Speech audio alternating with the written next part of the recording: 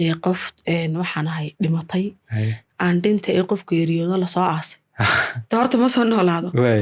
hadaynu dee diinta ka hor imanayno ba soo noolaan karnaa waayo waa dee hindida walaal inta badan waa gaalo waa kuwa iskubaya oo qoryiis gelinaya marka live tiktok ma gala inta badan maxaad kala kulantay live tiktok sadii markaan galo waxaa laga odhanaya horta inta badan dadka caqliga oo saaxiibkii waxay ku weydiinayaan filinkii mee season 2 meel la soo dayn ay nagu xijin jiray walow dee la soo daayay marka maalin dhaweyd haddana waxa qaar baranaya no maxaad ka weydiinaysaa filin soo tidhi matay ma warray akhraad oo rubad dhaqdhaqaaqa loo fur maxaad kala yani commentiga dad aragta beerka ku casaanay wallahi dhibgeystan haydo dare waliba horta calafka ka soo degdegay oo calafka jacaylka ka weyn laakiin marna ismaana lahay waswaaysa ku talagalkaygana ma ahayn inaan isku samirnana waana ku talagalnay su-aashuu dambeysay ugu dhahdaana waxay ahayd calaf bayna kala kaxay su-aalaan ilaawi karana wallaahi ma ahayn anigu ka xamdi ahaan ninkaygu hadduu maandooriyo isticmaalo waxaan ogayna ka joojin karayo markan kule waan ka joojin karaya aniga waxaan samaynayaa waxyaalo fara badan oo ku ilaawi karo laakiin maanta nin maandooriyo isticmaalo uga tag caqliyani ma shaqaysa maanta qofkan jecelahay ee aan jeclaado een habiga ku ahay maandooriyo isticmaalo ugama tegiyo السلام الله عليكم ورحمة الله تعالى وبركاته سو dhawaada daawadayaal magacaygu Cabdiraxmaan Good wareysiga waxa inoogu martiyaa maanta Xamda oo ah qof aktarada waliba ku jirtay filimkii ilmada qarsoon iyo filmaan badan ba Xamda soo dhaw waan dhawahay Cabdiraxmaan waad mahadsantahay walaal aad baan kaaga mahadnaqaynaa sida nooga aqbashay wareysiga iyo idinka mudnaanta le markasta walaal bal Xamda trow hadaa dadka isbarto waa tuma xamdi waa xamdi jaamac xasan oo ku magac dheer ama loo garanooyo xamdaladan degan magaalada Hargeysa marka laga hadlayo taariikhdaada iyo halkaad ku dhalatay taariikhdeeda anigu Djibouti baan ahay laakiin Hargeysaaweed baan ahay wadankayga Somaliland Hargeysana waan ku koray agana wax ku bartay laba dhalasho sita tii saddexaad wasle ku darmaalin insha Allah wadari waxa jira inaad filim ku matalaysay hooyanimo waliba filimka ilmada qarsoon qayb aad kaga jirtay heer ilaad qof dhinta ku matasho bal filimkaas hooyanimada ma qiso dhab ahayd mise waxay ahayd qiso comedy ahaan film loo sameeyo qiso dhab laga sameeyo may kulli way jiraan wax entertainment laakiin filimkan u dambeeyaan sameynaa wuxuu ahaa filim qiso runa waa wax waadix ahaayeen marka dee inta badan qisooyinka noocan dadka haydhin bay ka saaran yihiin taas way marka uu directorku u gartay inuu dadka u soo bandhigo wixii reeliya hooyanimada maada doortay mise lagu dooray may kali waa la ii dooray alxamdulilah hooyana waan ahay waana la ii dooray directorkayga ii dooray aan xagan ka salaamay Mahad Ibrahim Yusuf ilaah ka raali noqda filimkaagu wuxuu ka mid amba uu ka hadlayay filimkaad ku jirtay duruufaha meeraan hooyanimadu bal adigoo macnaynaya duruuftay maraan hooyooyinku horta walaal hooyooyinku iskuma jiraan dadkeennii baa noloshoodu awal 3 bay ahaan jirtay laakiin iminka 2 noqotay oo waxay ahayd normal high iyo low iminka maxaa la dhahdaa waa wada normal lowgii baa ka baxay kii daciifka ahaa iyo kii normalka ahaaba meel bay maanta wada taagan yihiin marka xaaladaha hooyooyinku marayaan ma aha waxaan hadal ku soo koobi karayno hadaad midiya laba ka sheegto horta Cabdiraxmaan walaal hooyooyinku duruufo aad u fara badan bay marayaan magaca hooyo horta marka la idhaahdo waa meel ku taabanay waa xanuun hooyo wuxuu ilaahay ugu dooray ubadkeeda waxa weeyaan inay noloshooda ka adkaan karto oo ay qurxin karto without father way jiraan hooyooyin badan oo aan ubad aabayaashood iyo hooyadu wada joogina ubadka kaligood korsada maxaa la way jiraan hooyooyin sida dadka iska caadiga ku dhex jiro ubadka iska siiya marka duruufo la kulmaa reerihii dhalay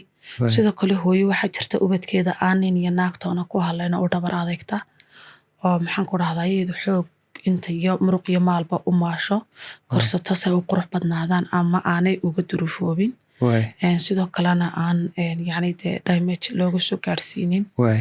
hooyooyinku markaa lama soo koobi karayo wallaahi xaaladahay ku sugan yihiin. oo inta ugu badan dayaca ubad ku dhaca ma hooyadu ka yimaadaa mise aabbaha? cabdiraxmaanow ma dhihi karo horta aabbuhu ka imaadaa, aabbayaasha qaar buu ka imaadaa, because maanta dee aan qof dhalinyaraan hay, hooyan ahay, ubad baan haystaa, waan arkay dad badan oo yacni dee ubadka keligood korsada, maxaa la dhahdayey dayacuu ka imaada labadaba, hooyo aan gurigeedii ubadkeedii u roonayn oo ka imaada, aabba aan wanaagsanayn oo yacni intuu iska jeclaaday inuu guursado oo aan ubadkiisii noloshiisii ka warhayna walaal uu jiraa. Marka dee mid ahaan culayska ma saari karo, waayo noloshu waa talantaaliyo wax jira aabbo wanaagsan oo ubadkiisii rajaynay inuu hooyo wanaagsan u dooro, laakiin hooyadii aanay wanaagsanaanin baa jirta, hooyo wanaagsan ama iyadoo duruuf kusoo kortay ama xaalado badan soo martay oo waxa jirta ku fikiraysay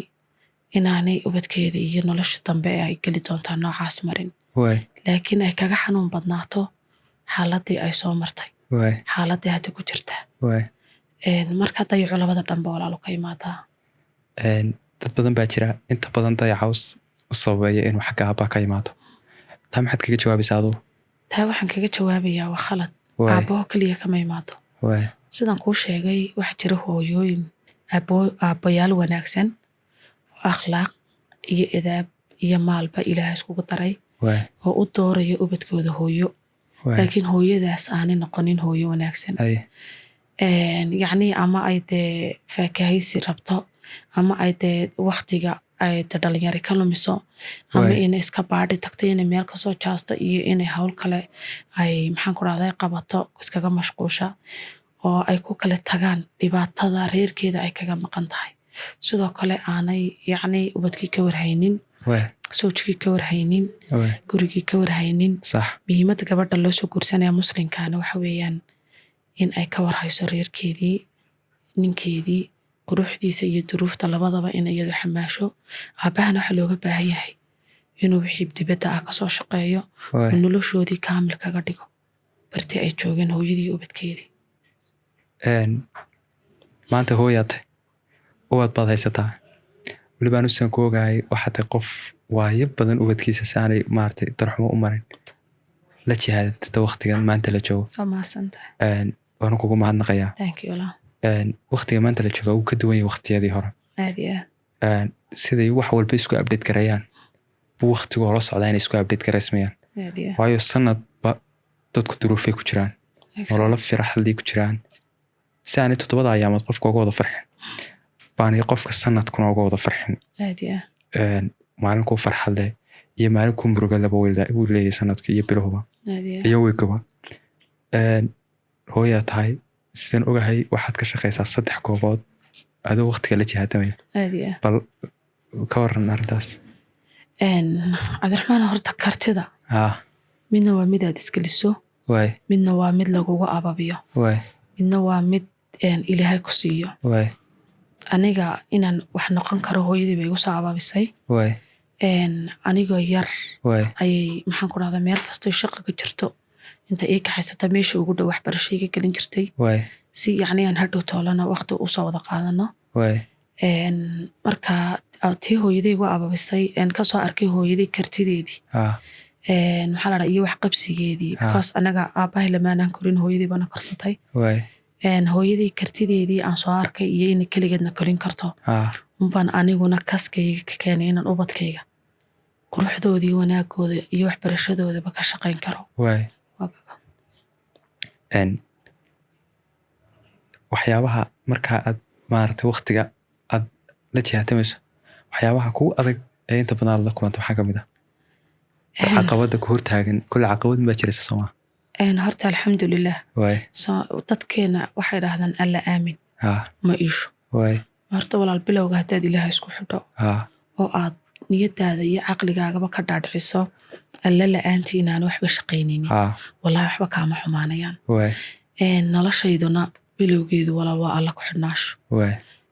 mar kasta oo aan israa culays baad dareemaysa ilaahay baan isku dhiibaa. taas way uu problemku iigu yaryahay, mar kastana aan farxad ugu noolaa. maanta qof hooyaa baad soo ma aad iyo aad bal haddii lagu oran hooyo macnee maxaad ku macnayn lahayd hooyo wallaahi lama macnayn karo. hooyo waa miisaan, hooyo waa maskax,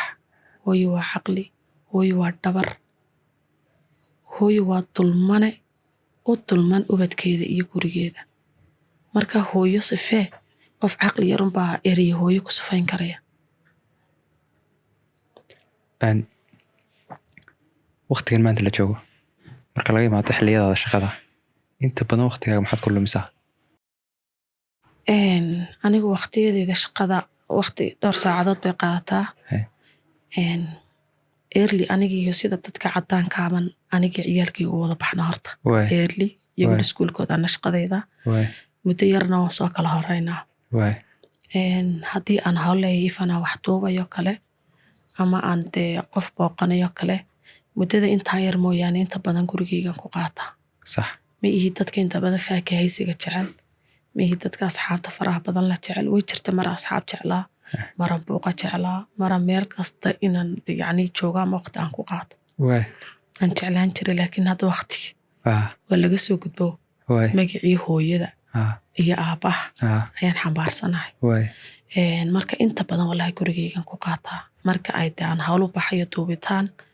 iyo dee waxbaa soo kordhi karaa. faamiligiibaad dee hawl u qaban kartaa, faamiligiibaa kuu baahan karaa, waxbaa lagu diri karaa, qof baad caawin kartaa, waxbaad duubi kartaa. intaas intaan qabanaya maaha, inta ka baxsan gurigeygan jooga. waxaa jira dad aaminsan in dumarku ay guriga joogaan oona shaqa iyo wax qaba qaban. maxaa taa aduu fikir ahaan maxaad aaminsantay? horta laba ayay noqonaysaa. gabadha aniga ka xamda ahaan haddii aan helayo noloshayda kumbuleed wax ka dhiga ma shaqo tageen. because gabadha gurigeeda ku asturan tahay. maanta markaad waxba ka fikiraynin ee aanad inaad guri kira bixiso, inaad inaan wax siiso, dee adeeg adeegaysa, inaad iskool bixiso, hawlada noocaasoo kale marka ay maxaan ku dhahdaayay aanad ka fikirayn oo wixiiba uu igu leeyahay sawjkayga ama qofku ilaahay doore waa kane qaado dee waxa idaab badan inaad gurigaaga fadhido. laakiin hadday duruufi ku baddo inaad shaqaysato waa shaqaysanaysaa. waxa jirta waqti anigoo reerle Cabdiraxmaan oo odaygayga aan wada joognaa shaqaysan jirnay. taa laftirkeeda waxaan u arkayay inaan nolosha wada kaabinay raallina aan iskaga nahay. inta badan markaa wuxuu ninka dee mas-uulka kaa ah ee dee ilaahay sawjkaaga dhigay uu raalli ka yahay unbaad samaynaysaa. maanta hadduu dhahdo wax kasta anaa bixinay dee fadhiiso waad fadhiisanaysaa. bas dee diintii baa banaysay inaad maqasho. marka guurka laga imaado labada qof ee isguursaday waxaa jirta mar dee wasaa seegtee duruufta ku baraso in adiguna aad shaqo tagto isna uu shaqo tago. mar waxaa jirta maartay dee aanay duruufi jirin oo isagu inuu shaqo tagi karo. haddii maanta isaga qofka ooradiisa tahay lacagta guriga kusoo xareynaya haddanay ku filaanay faamiliga inaad kabdo say kula muuqataa dadka? waa caadi waan kaabi karaa oo aniguba kule waqtaan sawjkaygii wada joognay oo wada shaqaysan jirnay. subaxii anaa xaamilaan guriga ka wada bixi jirnay inta ninantayda kaga tago walaalada iyo ninta joogta. duhurkiina waa soo wada ruuxi jirnay. sometimes maan soo raaci jirnay. adoo xaamilaa yes anoo umula anytime. markaa anu lama yaaba hablaha shaqaysta walibana waan ku dhiirigelin lahaa inay shaqaystaan. iminka waxaa jira reer danyaraad gabadh ka guursanaysa. gabadhaas gabadh wax lasoo bari weeyaan, gabadh reer kusoo tabceen weeyaan. dee xooggii reerkooda iyo hooyadeeda iyo waalidkii markay dhadhamin lahaayeen ayaad adugu soo guursato dee banaanka usoo saartad laguna tabcay dee ilna waxay u ahayd reerkoodii danyartaa. marka laba midun bay noqonaysaa inaad dee gabadhii shaqadeedii u ogolaatay reerkoodii culayska inta kaa qaada adiga ay iyadu dabarto iyo inaad mas-uuliyaddii adu qaato. waxaa jira hadal hayn wiigii ugu dambeysay taagneed oo ahaa dumarku inta badan waliba iyadoo uu shakhsi lagu tilmaamaya dumarkuna ka cadhaysanayeen. dumarku inta badan waxay ka shaqeeyaan shaqooyinka yaryar. taas maxaa way jiraan qof kastaaba aqoontiisu halka gaarsiiso weeyaan. markaa hooyada xabxabka iyo tamaandhada iibinaysa iyo hooyada maanta xafiis fadhiisanaysa dee waa hooyo oo ma kala duwanaa oo dee magacii hooyanimo iyo sharaftii iyo karaamadii way wada wataan صح laakiin dan baa kala reebtay dantii baa midna halkaa geysay midna halkan geysay markaa ma dhihi kara tanna doqoniima tamaandhada dul dhigtay tanna faridnima halkaa geysay ee waqtigiiba simi waayey inay soo gaaraan waxaa jirta filin aad doobtay oo weliba xaqiiqooyin badan oo hooyanimada iyo duruufaha marto ka hadlaya heer ilaa dee aan saan ku sheegay aad dhimasho ku matashay filinkaasi saameyn ma kugu yeeshay adiga maxaa ka mid ah waxyaabo saameynta kugu yeeshay horta cabdiraxmaanow filimo badan waan duubay laakiin filinkii igu saameynta badnaa kanuu ahaa filinkaasoo hadda boorsadaan sitay maaskii baan ku sitay marka idiin soo gala maas baan xidhnaa qof rag iyo dumar qofkii kaa hormaata aduu soodiga dhintay bay ka odhaneen aduu soodiga dhintay adigana dana socona maray akhraad baa tahay bay ka odhaneen iminkana waxaaba soo baxday sheeko la dhaa robot wax la dhaayo maalmo dhawid soconaysa qaar baa ka odhanayaba dhaqdhaqaaqa loo furayo waa robotki markaa saameyntu igu yeeshay saameyn aad xanuun kulul bahayd waayo hooyo reerkeedii u dhabar adeegaysaa ninkeediiyo sakhraana xamilaysaa dharbaaxadiisa iyo qayladiisa u dhabar adeegaysaa inankeediiyo soo rafaadaya iyo ninkeedii kala qarinaysaa jecel inay inanteedii iyo ubadkeedii wax bartaan jecel inaanay inankeeda dismoral qaadin haddana xamilaysaa culayska ninka kaga imanayey qarinaysa dhibaatooyinka uu keenayey sidoo kale waxaa jirta mar intuu inankaygu lacag usoo shaqeeyo aanan anagu ogeyn meel uga keeniyo jaamacaddii uu u keeno ku odhanay aad waxbarashadaada wada walaashii odaygu xadaya jirta lacagtaa markuu xado dee ma dhihi karna inanta jaamacaddii lacag la-aan ba uga joogtay dee markuu inankii xanaaqa waxaan isku dayay inan dejiyaan xaaladda nooc kale ka dhigo ilaa iyo dee waxaan kuleey meeshii intuu jaajaala imaado kashafkiiba dhaxay markaa hooyadu wallaahi waxyaalahaasoo midhan badabaarisaa filinkaasina saameyn badan bay ugu yeeshay maxaa la dhahdaa dee iminka inan dhintayoo kaleo dadku waxay u haystaan inuu robot ahayba qaar baa ka odhanaya ma dhaqdhaqaaqa lagu furay waa dhimata reekharaad baa tahay iminka live tiktok ma gala inta badan maxaad kala kulantay live tiktok sadisha markaan galo waxaa laga odhanaya horta inta badan dadka caqliga oo saaxiibkii waxay ku weydiinayaan filinkii mee season 2 meel la soo dayn ayay nagu xijin jiray walow dee la soo daayay iminka maalin dhawid haddana waxay qaar baa odhanaya no maxaad ka weydiinaysaa filin soo ti dhimatay ma waree akhraad waa robot dhaqdhaqaaqa loo fura maxaad kalaad yacni commentiga dad aragta beerka ku casaane ana inta badan waxaa isku daya ina raali geliya de because waa dadkii aan wax ku ahayn dadkana waa dadkaa wax ku nahay la-aantoodna horta walaal magac ma yeelanaysid daawashadaada iyagay ku xidhan tahay laagtaada iyo looftaada iyagay ku xidhan tahay markaa dee mar haddaad media timid waa inaad xamishaa wixiina adu waa dalbatay waayo sheeko wax jirta aad ii sheegtay waxayd in aad maalin leef gashay wixii kaa raacay muxuu ah leefka horta hablaha la saaray waxaa dhowr waxba iga raacay hablaha ila soo fuulay hablihii horta waxay way ooyeen laba ka mid way ooyeen waxay igu dhahdeen ma bilif garayn karna inaad nooshahayba maadaana la hadlay inani garab taagneed baan kuhi balitaabo dadka u sheega inaan noolahay sidoo kale tiyaro wax jirta habaryaarano haysaan aan wareysigii filinka ku dhiibeen xoog maal buu ka baxay waxaa jirta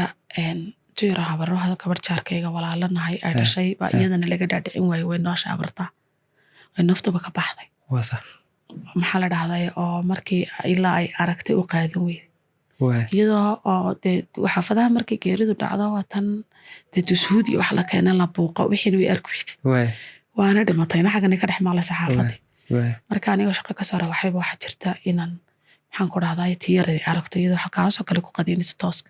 way igu soo carartay tiyarad oohin ana dukaankan xaggan ka jooga iyadna gudaha ku jirta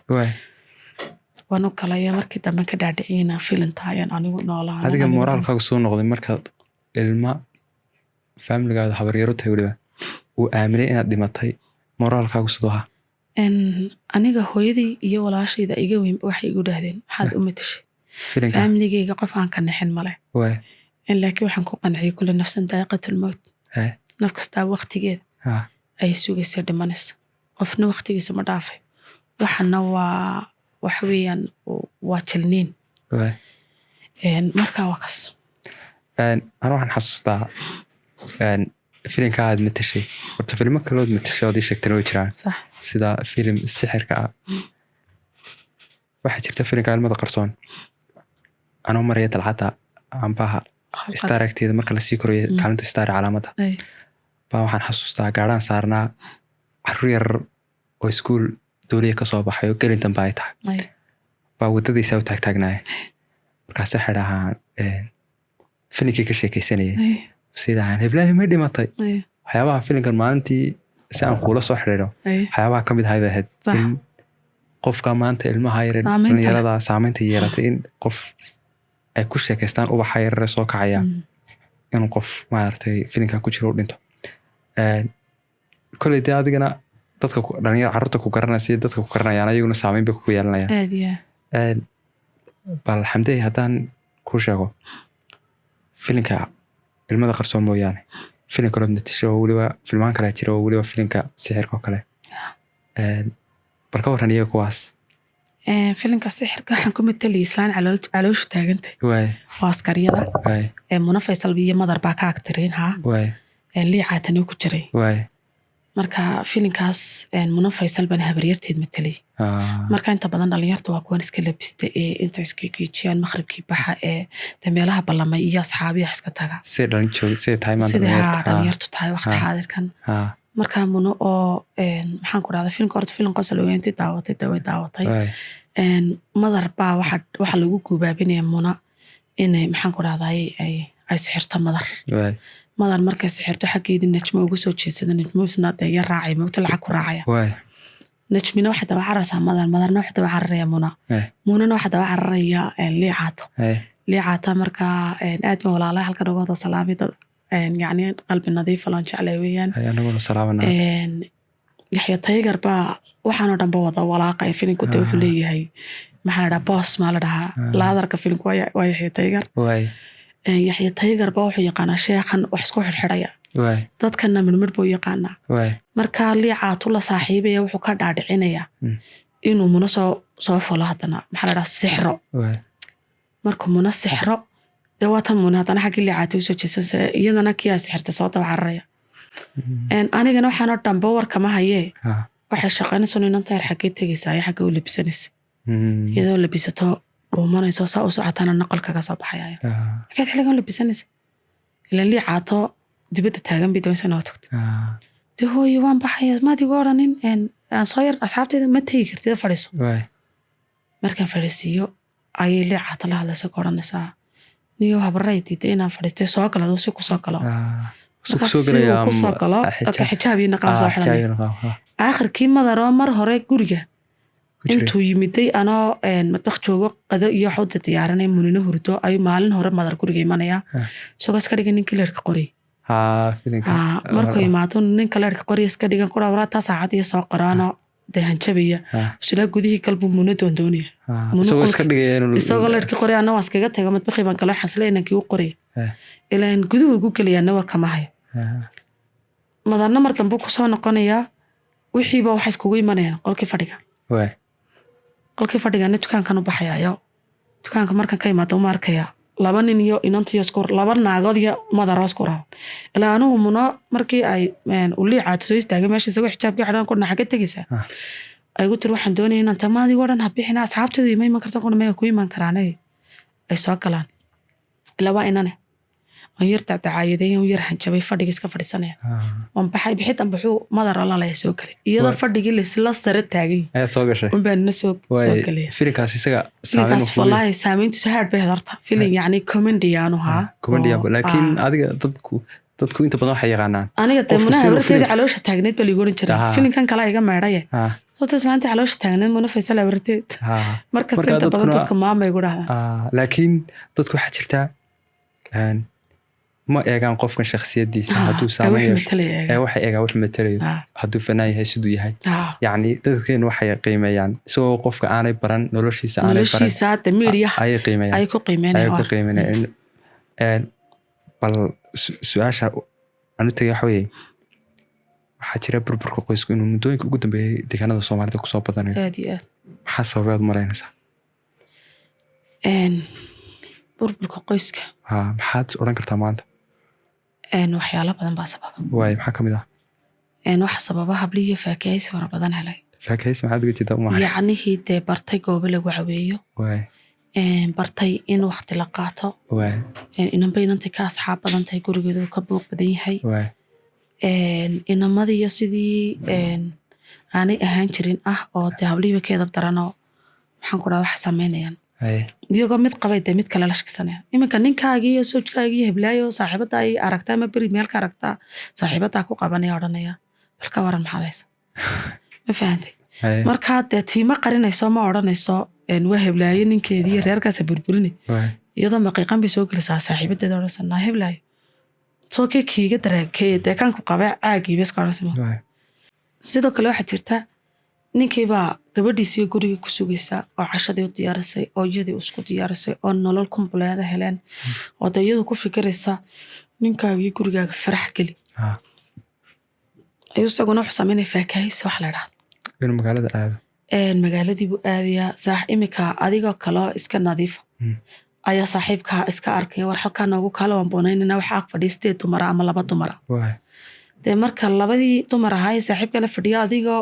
gurigaagu socdo kaalina la bonay kuurooni ku odhan cid baan la joogtad barti tagtay saaxiibaday kuga aragto dee qaacba halkaa ka yeedhaya oo iyadoo laleyso masalsanaa waa kaadii doonta iminka wax la dhaa recording baa la barto ama picture bade waa inta dhag lagaaga soo siiya haddii la doono bilaa hadal lagu soo diray qarxis camal oo kale waa la soo qarxinaya marka wallahi horta walaa dhalinyartan inta badan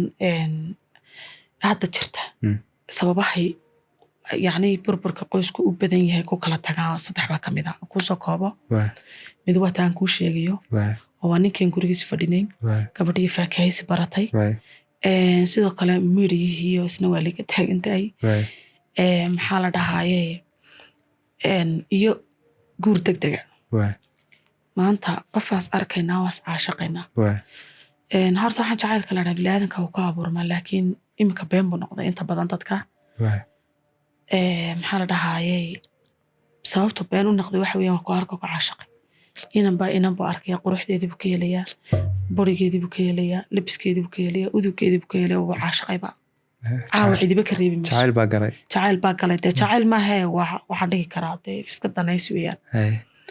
inantii hablow inta badan waa naxariis badan yihiin way qalbi jilicsan yihiin oo aad bay dumarku u nugul yihiin software wuxuu ku shubayaa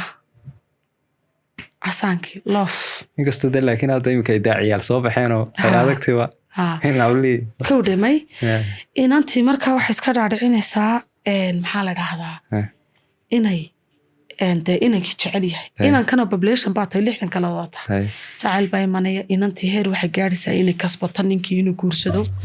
isaga wuxuu doonaya inuu kasbado gabadh statements kala socota iska xayaadisoon waxaaba u jeedin markii la isku fahmay waa la isguursanaya si degdega markii la isguursaday isla daqiiqad kadib ilaa waa nin suuq ku jiray gabadh iyaduna nolosheeda iska wadatay saasoo buuqii ku imanaya gurigii burburkiina xagaasu ka imanaya laakiin inta badan dhalinyarta halwaanan u dir lahaayo waxaan dhihi lahaa jacaylka iyo mustaqbalku isku mid maaha mustaqbal markaad samaysanayso bacdeen baad wax jeclaan kartaa adigoo daacadad mustaqbalka hor wax jeclaan kartaa samaysanna kartaa bacdeen mustaqbal wallahi horta waxaan kala talin lahaa guurka degdega dhalinyarta mustaqbal ha samaystaan oo de walaal waa run mustaqbal qof kasta u baahan yahay hooyo kasta way rabtaa inuu ka dhasho inin kastoo dhalinyarina uu rabaa inuu maxaa la dhahdaye uu dhalo ubad laakiin mid baa jirta horta markasta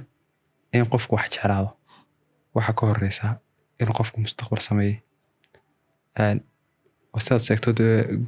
reerku si degdeg uma maaragtay dumo haddii mustaqbal amba wax dhidibada u adkeynaya sii samaysan labadiina qof ee xiriirku ka dhexeeya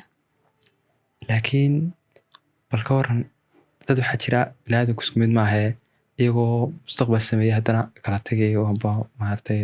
inkastoo haddee calaf joogo meesha iyo aan dee wax qof sameeyey haddii mustaqbaltii haddii adduuntii haddii wax kala tahayba aanu calafka laga joojin karin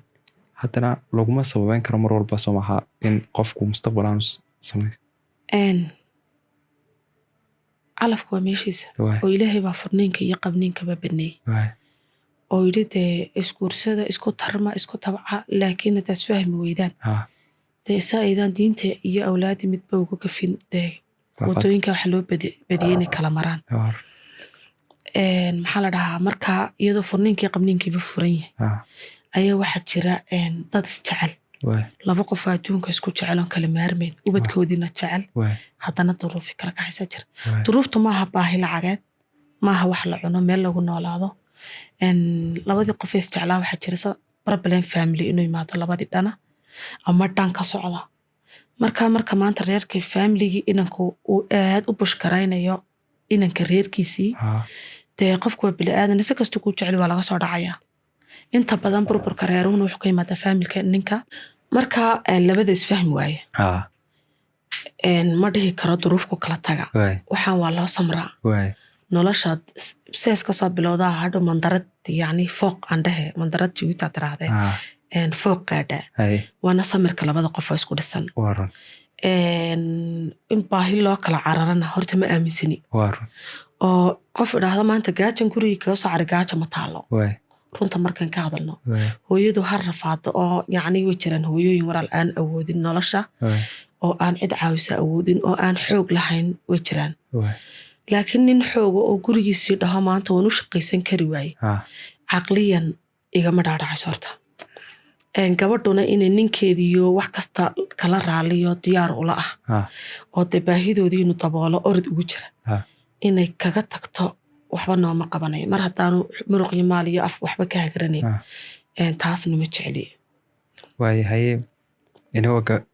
maarta gunaanadka barnaamijka u gudagalana waxaa jira filinka aad matalaysay waxaa ku jirta in ujaajaale induriye isticmaalayo iyadoo taasi ay tahay sababta ugu badan in qoysku burburay adi ma aaminsanta xamdaay inuu burburka qoysku ka yimaado qofku inuu isticmaalo maandooriye may waayo maxay sabab ma aaminsani waayo sabab maandooriyaha dadna waxay u cabbaan inay faakahays ka helaan waayo dadna waxay u cabbaan inay nolosha kaga dhacaan anigu ka xamdi ahaan ninkaygu hadduu maandooriye isticmaalo waxaan ogahay inaan ka joojin karayo markan kule waan ka joojin karaya aniga waxaan samaynayaa waxyaalo fara badan oo ku ilaawi karo laakiin maanta nin maandooriye isticmaalo uga tag caqliyani ma shaqayso maanta qofkaan jecelahay ee aan jeclaado een habiga ku ahay maandooriye isticmaalo ugama tegiyo laakiin waan rajaynayaa inaan ka baabin karayo waan rajaynayaa waan ogahay inaan iska daadhihi karayo wixii doona hala galaan ama faakahays hala galo ama camal xumi hala gasho ama idabdarro u bareera hala gasho ama shaqo uu dee ku fulinaya hala gasho wax jir rag badan oo aroosyada khajilo oo lasoo waraabiya jira oo idhaahdo khajilaad anaga baabaaysa inta badan anigu waxaan dhalinyarta inta badan iskaga xidhan iskaga xidhan maan dhalinyarta xagga ragga oo badan inta badan dumarka isma fahanada walaalayaa asxaab guud rag bay u badan yihiin marka aroosyo badan aan ka qayb galayba ka odhanayaan caawa awadu marsay oo maxaa dhaca waa makhajil daataa waan soo kabadsiinaa laga odhanay mogta marka taasoo kale dee waa inaanu leertaamin mana dhacdhacayo mana xabsano baada ma hayo dee sidii jaajaale kolba ruuneeda ma soaynayo kowdhi de waa maxaa la dhahdaa waxay dhahdaan dhalinyarto aniga laftirkayga waxaan isaan aaminsanahay inkastoo aanan dee barnaamijkan ku jirno qofku inta badan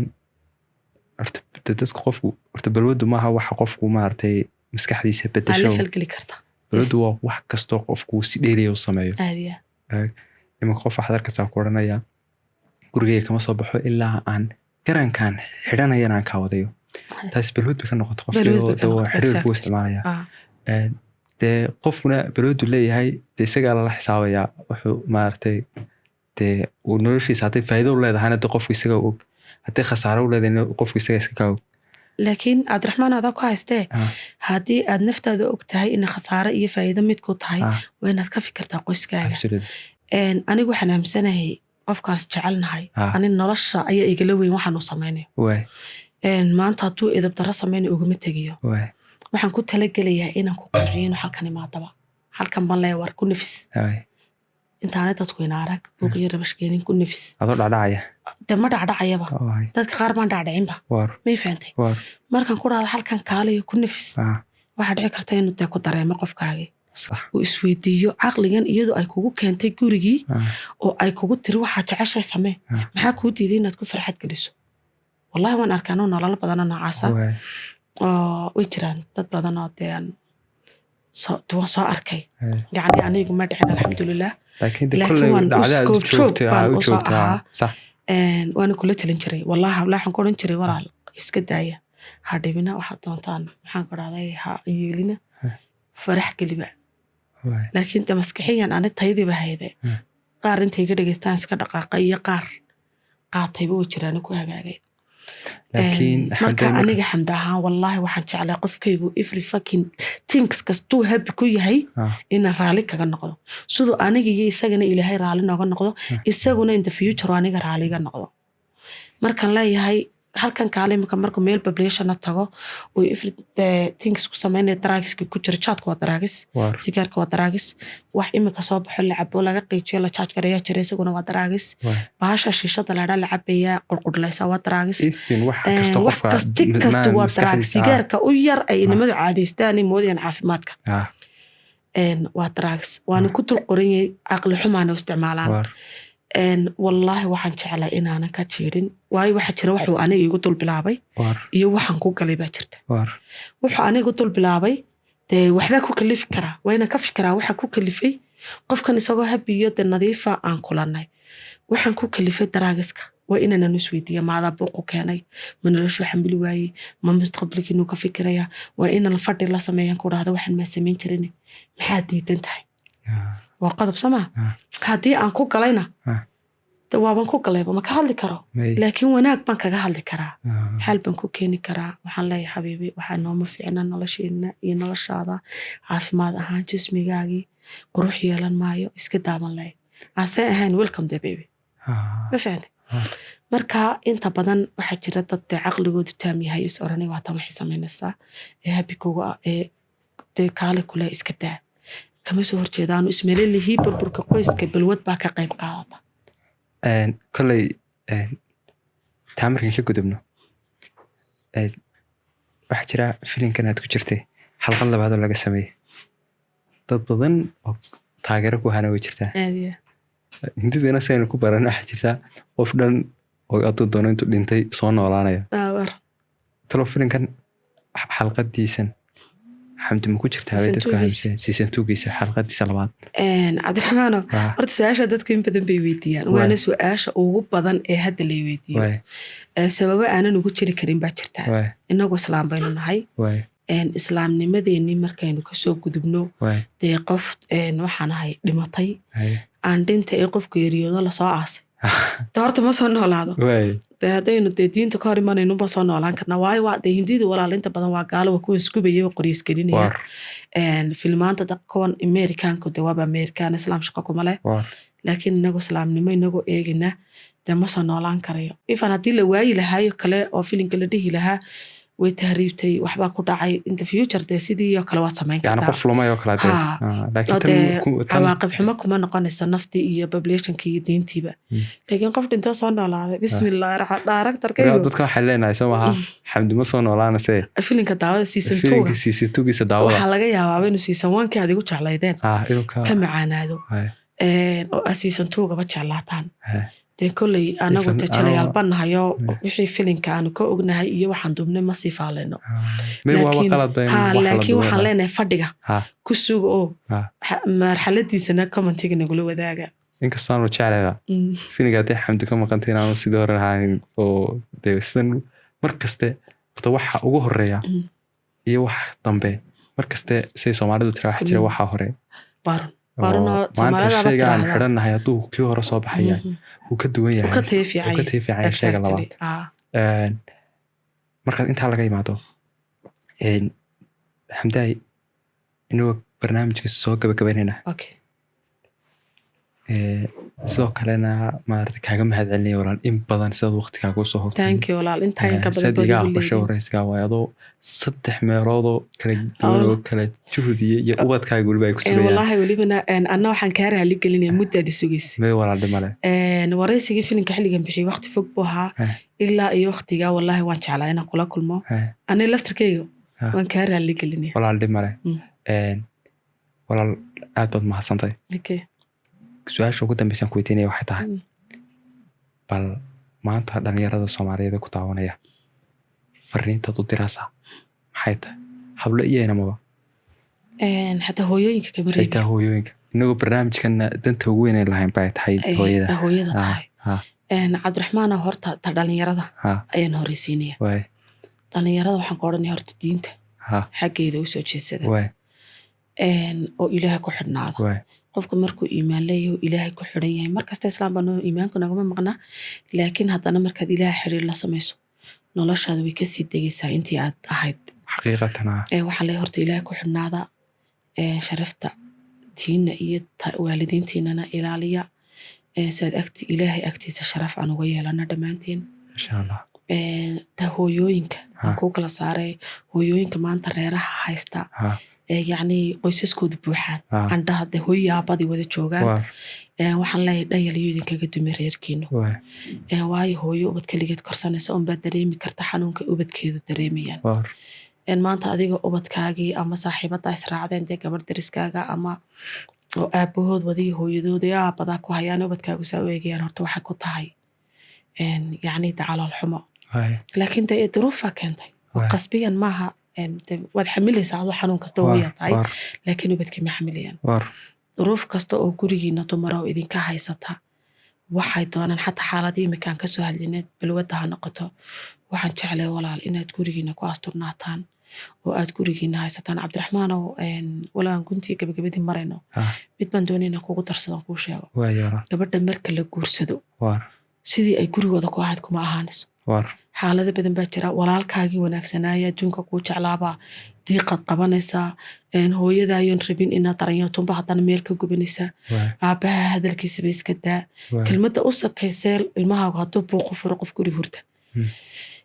lagu dhahayaa waxa weeyaan maxaad ugu hayn weyday gurigoodii iyo ninkii dhalay waa inta badan xanuunka ay dareemaan hooyooyinka kaligood ubadka korsanaya walow aanu aan ka madax banaanay alxamdulillah hooyadii aabahay way nool yihiin ay hooyadii wadanka ka maqan tahay aabahayna oo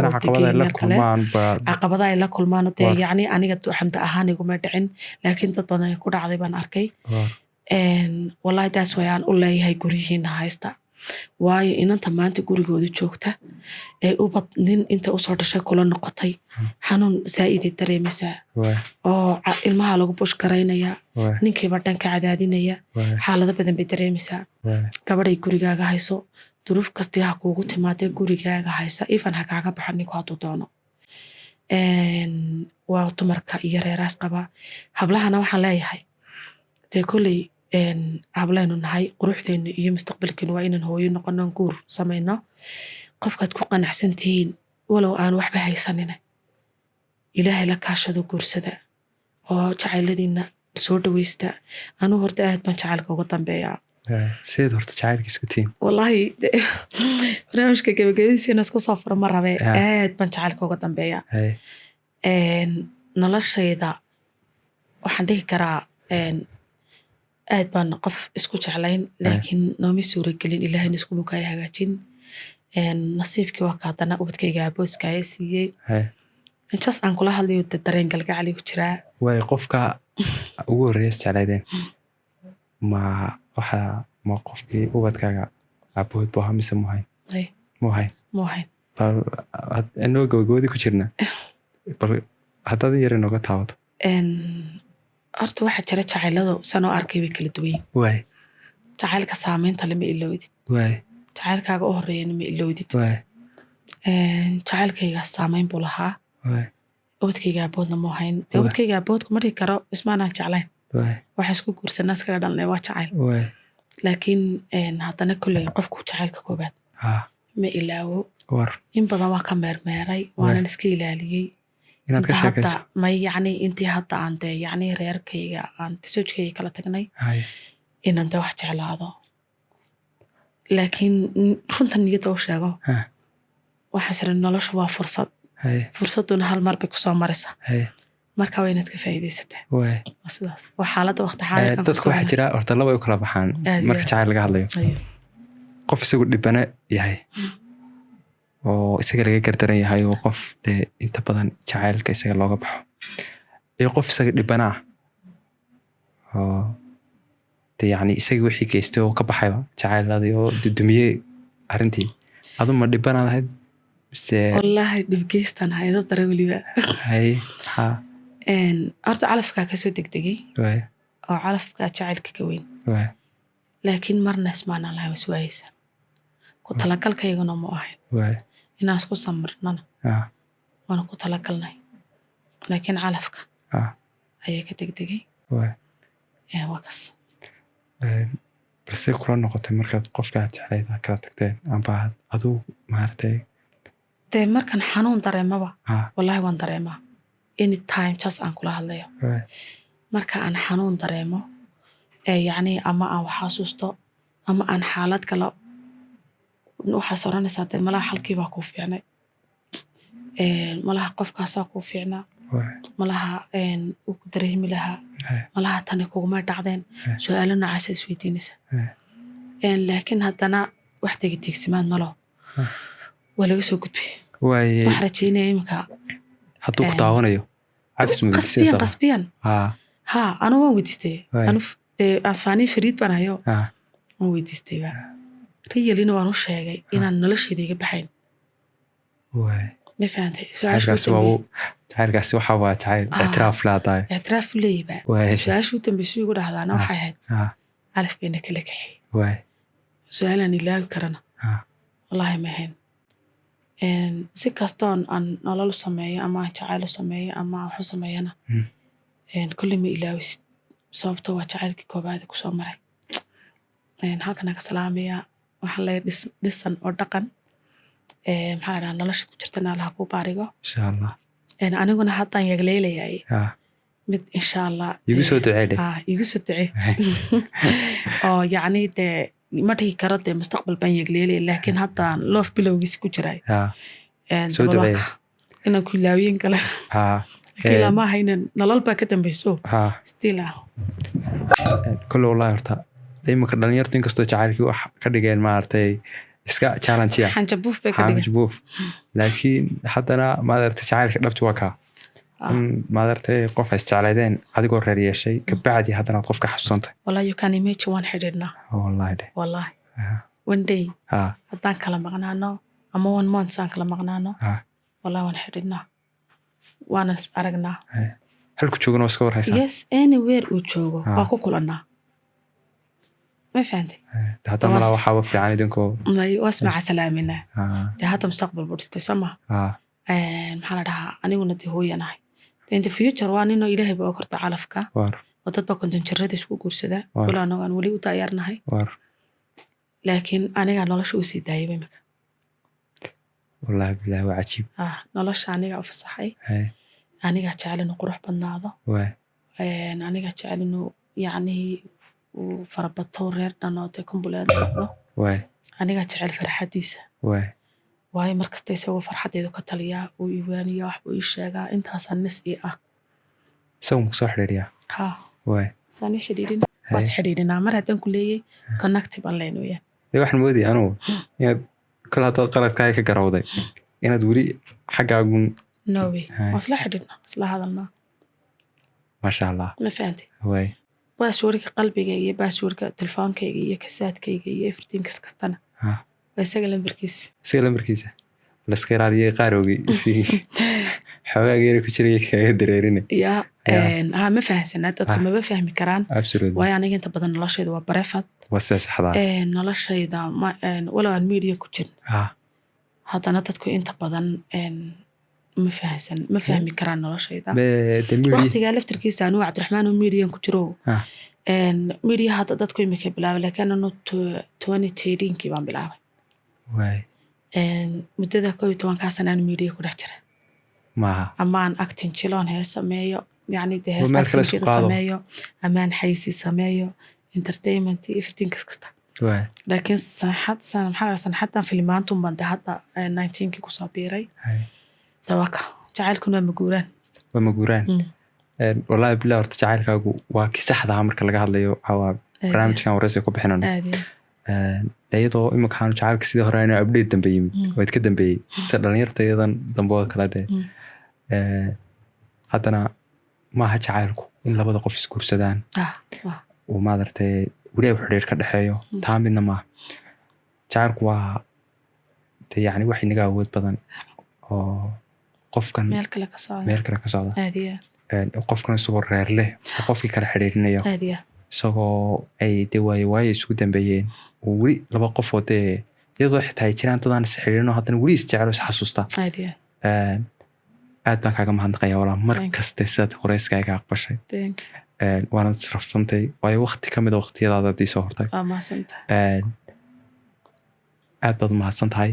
barnaamijkan intaasaan kusoo gabagabaynaynaa insha allah bilahi kariim haddii dadku dib kuusoo jeclaadaan insha allah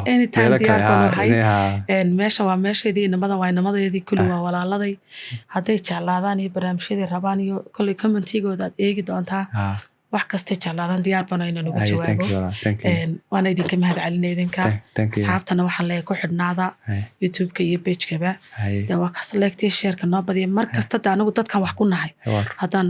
wariyayaalnahay haddaan jilayaalnahay iyo haddaan kameramaananahay haddaan photographeranahay everythings kastoo de hayo haddaan fanaaniin nahay haddaan dee dadkan wax ku nahay waa dadkeena populationka iyagana soo saara